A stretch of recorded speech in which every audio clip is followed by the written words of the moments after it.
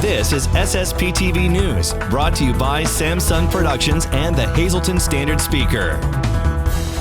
We have details on a big book sale and author signing in our area, and a big week of high school football next. Happy Friday, friends, and thank you for being with us. I'm Ken Carr with your local information.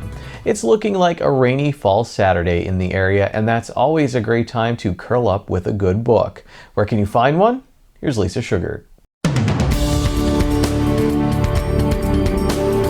If you love books, then this is the event for you. The Cunningham United Methodist Church in Cunningham will be hosting a book sale and author signing on Friday and Saturday, October 7th and 8th from 9 a.m. until 2 p.m. at the church, 411 Main Street in Cunningham. I'm pleased to be joined now by one of the organizers of this special event, Billy Schaefer. We have had book sales before, but we've never had authors before. And we have picked two that are exciting. The one, Denise Kaminsky, lives out in Penn State. She writes about the Nittany Lion for children. One of her books, Nittany Lion, Pennsylvania Vacation, and it talks about all the different places in Pennsylvania too. So everything in her books is relevant to Pennsylvania, but she's written 7 or 8 books for children. So we're excited to have her. And Max Furyk writes about local things, especially the Shepton mine disaster. So we're excited to have him, being so many people know about this mine disaster. Even if they weren't here to experience it, they've heard about it. So we're excited to have him with us also. Both days, both authors will be here both days. So Billy, tell us, how does this sale help out the church? Well, it advertises our church. We'd like people to start coming to our church, but it helps us because we use the money that we make for our mission projects. We're excited in many ways. You know, we're showing people our church. We're showing people the books. That's the main thing. We're so excited about books. We did this last year, but without authors, and we had a lot of participation. So we're hoping the same this year, especially since we'd have these 2 wonderful authors. We have different places in Hazleton that we give money to. We have the food pantry that we give money to. We also have a couple missions in different states that we give money to. Anybody who needs it, really. I mean, at this point, we may even send some to Florida. Well, we also have with us today one of the authors that will be taking part in that book sale and author signing. I'm pleased to be joined by our friend Maxim Furyk. Max is a published author, the author of Somebody Else's Dream, Dakota, the Boys, and Timothy. Also, we've talked to him before about the Shepton book, Shepton, the Myth, Miracle, and Music. Max, thanks so much for joining us here today. I'm just so appreciative that the folks from the Methodist Church in Cunningham actually invited me. You know, there's only 2 authors that are going to be there, so I'm just like so, have such gratitude.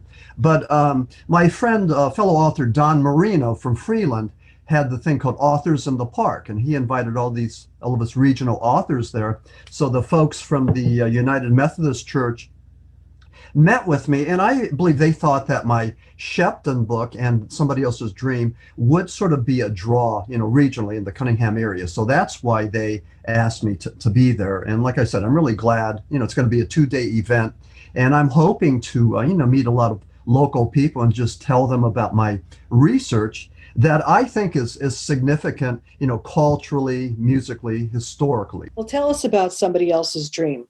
It was published in 2021 to commemorate the 50-year anniversary of the song Timothy. Timothy was the highest charting song by any rock group in northeastern Pennsylvania, but it was censored. It was censored because of content.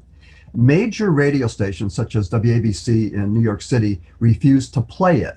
The content, Timothy, the song from 71, was about cannibalism in a mine shaft.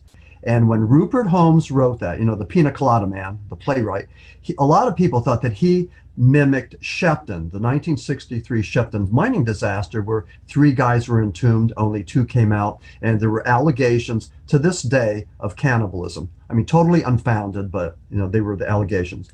The other thing, Timothy represents a whole list of songs and books that have been banned, and that is really huge in 2022. I mean, we're having all kinds of debate about what sort of books our children should be able to read, and also what songs we should be able to listen to. Today's news feature is brought to you by The Cheese Store and more. Go to their Facebook page to see their specials and check out their catering menu. Time now for weather on SSPTV News. Here's our forecast from the National Weather Service on Saturday. A 70% chance of showers, mainly after 7 a.m. It will be cloudy with a high of 56 degrees. We may see wind gusts as high as 22 miles per hour. New precipitation amounts between 1/4 and 1/2 inch possible. On Saturday night, a 40% chance of showers, mostly cloudy with a low around 48 degrees. New precipitation amounts between 1/10 and 1/4 inch possible. On Sunday, a 30% chance of showers, mostly cloudy with a high near 57 degrees. Sunday night, a 20% chance of showers before 2 a.m. Mostly cloudy with a low around 41 degrees. Monday is mostly sunny with a high near 56 degrees. Monday night mostly cloudy with a low around 38 degrees. Tuesday is partly sunny with a high near 58 degrees. And Tuesday night partly cloudy with a low around 41 degrees. If you're watching this newscast at 5 p.m. on Friday, have a quick snack and then get out to a local high school football stadium because there are some great matchups this week. In Hazleton, the 5-0 Cougars host 5-0 Dallas in a Wyoming Valley Conference Division I showdown. North Schuylkill scored a big Schuylkill Colonial League Red Division win last week. They are 3-0 in league play, and so is Notre Dame Green Pond, and they meet up tonight. Two teams with hopes of winning the Schuylkill Colonial Blue Division play in Monoy City, with the Golden Bears hosting Marion Catholic. Tamaqua is 1-2 in the Red Division, and Jim Thorpe is 2-1 coming into their game this evening. Shenandoah Valley got their first win of the season in Week 5, and they look to keep their momentum rolling against Tri-Valley in a Schuylkill Colonial Blue Division game. As always, check out the standard speaker for game recaps. The Hazleton area boys soccer team was tied with Wyoming Valley West 1-1 at halftime, and then oh wow did they score in the second half. This is the SSPTV standard speaker scoreboard. The Cougars scored 6 times in the second half to win 7-2. Grant Russo had a hat trick for the Cougars, Vince Chivarella had a brace, plus Gavin Huey and Angelo Peniagua scored as well. In field hockey, Grace Gudich, Emily Ledger, and Gabriella Bredbenner scored in Hazleton's win over Wyoming Valley West. Gretchen Darr had 5 saves in goal. SSPTV News, we'll be right back. SSPTV News would like to send sincere condolences to the family and friends of the following. Thomas E. Morgan, 59, formerly of Hazleton. A celebration of life will be held in Sugarloaf Township at a later date. George A. Sambora, 71 of Mountaintop. Mass is Monday at 10 a.m. at St. Jude's Roman Catholic Church in Mountaintop. Friends and family may call Monday from 9 a.m. to 10 a.m. at the church. The Frank J. Bonin Funeral Home in Hazleton is handling arrangements. Mildred C. Searfoss, 83 of Whitehaven. Mass is Monday at 11 a.m. at St. Paul's Lutheran Church in Whitehaven. Friends and family may call Sunday from 3 p.m. to 5 p.m. at the Lehman Family Funeral Home in Whitehaven, and on Monday from 10:30 a.m. to 11 a.m. at the church. John F. Hammer Matusik, 92 of Wapwallopin. Mass is Monday at 10 a.m. at St. Mary's Church in Dorrance.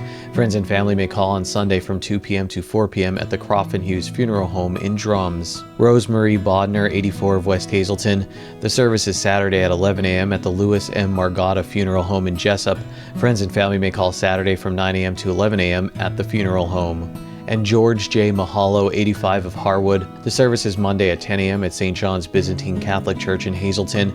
Friends and family may call Sunday from 5 p.m. to 7 p.m. at the Frank J. Bonin Funeral Home in Hazleton.